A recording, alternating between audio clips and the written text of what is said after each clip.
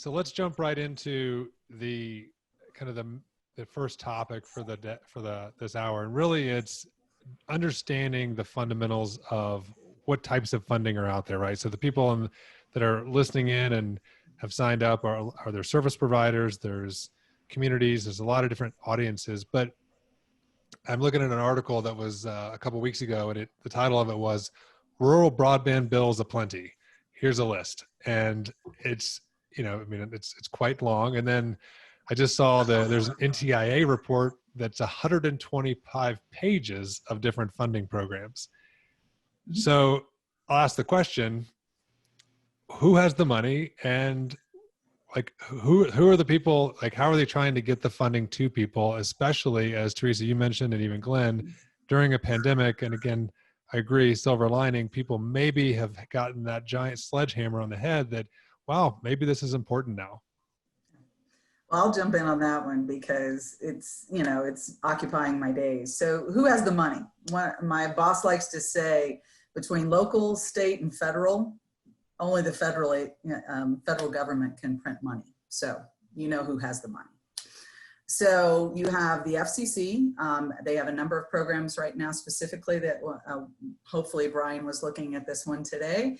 The short form is due on the Rural Digital Opportunity Fund auction that will occur in October of this year. That is $16 billion that the FCC will auction through a reverse auction, and it will provide service to areas that have less than 25.3 in the census blocks that were identified by the FCC. So if you're out there and you're listening and you're a service provider, if you file that short form in the RDOF proceeding today, all you need to say is the states you want to participate in, what the technology is that you will use, and provide your technical and managerial competence. It doesn't require that you participate in the auction. It just is a placeholder for your participation in that auction. So I would highly encourage you, there's $16 billion in that program that is available that will be auctioned off in October. And if you don't get your form in today, you can't play in the game. So there's other ones, and I know Cheryl's got some ideas on these others, but USDA and EDA both have great programs that you need to be looking at. And there's millions of dollars in both of those for deployment of broadband to the home. Teresa, when is the short form due? Because that's a critical element. If you do not do that, you cannot participate. You guys timed this perfectly, so I feel bad almost for bringing it up. It is today, and it's past. Right? It was 6 p.m. Eastern. So we came in, we're sliding into home after the tag. So what, I guess, so that we've talked about RDOF, USDA, like all this funding though, obviously, maybe let's dive into a little bit. Are there different expectations depending on where the funding is coming from? Is it geared toward different people? You mentioned service providers, but is the money truly intended for, is all this money intended for service providers, or is it intended for other groups? I think Cheryl will be able to speak to that, but I want to actually boil this down into three types of funding. There's reverse auction, which the FCC has been doing pretty well. We actually bid in the CAF2 auction, and they base it on the wireless auctions or the frequency auctions, and it actually is really efficient. So they got the reverse auction where everybody bids down to a level they would still build it at, with the goal of stretching your money as far as possible. And the FCC has been administering that.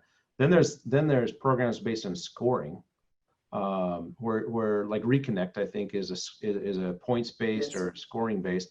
And then there's some that are just based on merit, like the EDA. And so then you think about all these different types. That it boils down to does your project have merit, right? And then if there's more than one or two people in there, you got to make sure to score well. The reverse auction is a totally different ballgame, it's coming fast and furious. But I've talked to Learn, Design, Apply before, and I know these guys have a real firm understanding of USDA programs specifically. So Cheryl, that's you. Yeah, well, you There missed goes the one too. softball right over to you. Right? Like it's just like chucking it over. Yeah, so you missed one, and that's Glenn mentioned it before our call.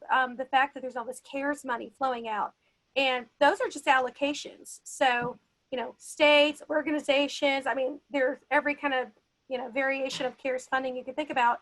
The money is flying at people, and with these allocations, it's really just understanding the priorities that they set in their broad priorities. Trust me. But you kind of have to stay within the lines, right? But you can use that funding to help, impact education, access to education, which is such a huge issue right now. Healthcare services. It really just depends on the program and which variation of CARES you're talking about. But yeah, an interesting thing that we've seen. There were always programs, and I'm not the biggest fan of this.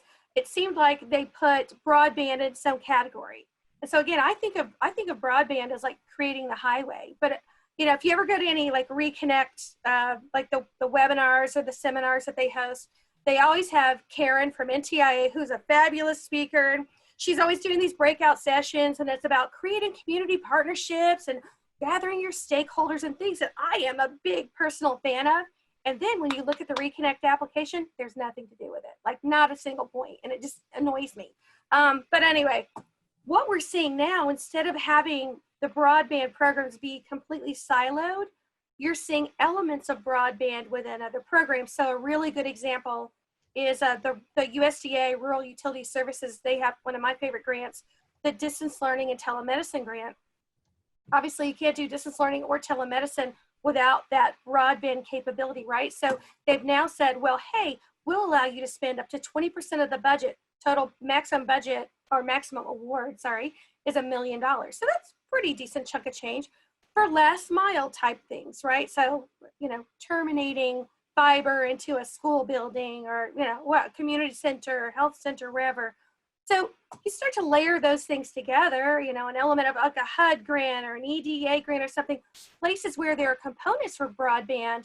And now you're having, in my opinion, more impact because it's not just the broadband, it's what you're doing with it. Are you, helping increase workforce opportunities? Are you, helping, again, enable distance learning, education, healthcare, those types of things? And in my mind, that's more impactful to a community than these very siloed programs. So let's ask the obvious question, Cheryl, though. Mm-hmm. Those are all values of broadband, which I would say that everybody in this call agrees that are valuable. Yeah. But does any one of those things make the likelihood of getting the money any greater? It depends on the grant, right? So a lot of the state broadband, and so I know everything originates federal, right? But you do have many, many, many states, more than half, have their own state broadband programs. So those vary, from state to state. A lot of them are for more like feasibility programs than actually building out a broadband network. But the state programs tend to have more of a focus on like economic development and tying those community partnerships and your community stakeholders in. They look at things like, signs of community support, not just, form letters, but hey, I mean, we actually worked on a few where people took pictures of like the fish fry that they had, where they rolled at this idea and they had people sign a petition and, do kind of cool things like that. So the state programs are much better about that than something, again, like Reconnect, where they don't care, right? It's all about, it was even supposed to be about your objective score. So, you got points for things like, the speed of your network or, how many healthcare facilities were served or educational facilities were served. You're saying the state's about caring and the federal is about speed? The federal is just all about your score, right? Which again, I'm not always sure that's the best approach. And it with round one, it didn't even come down to your score. Well, I have to advocate on behalf of the state too. And start out with the difference in money, but the state of Colorado has our own broadband fund. We actually have two. We have one that funds Middle Mile, which Mammoth has participated in. It provides strategic planning and the actual construction on a 50-50 match. And then we have a last mile grant program that is a 25-75 split. So the applicant only provides 25%. And the reason I want to jump in on this point is that I would hold up state broadband funded applications as an example of low cost efficiency. They get it done quick, and they're deploying high capacity infrastructures.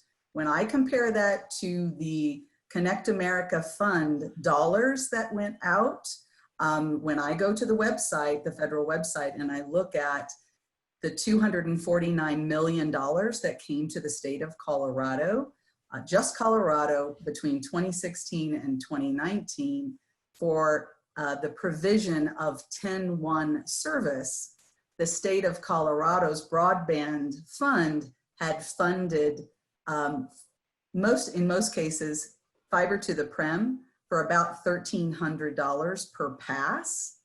And the Connect America Fund had paid almost $3,500 in some instances for 10 megabits down and 1 megabit up.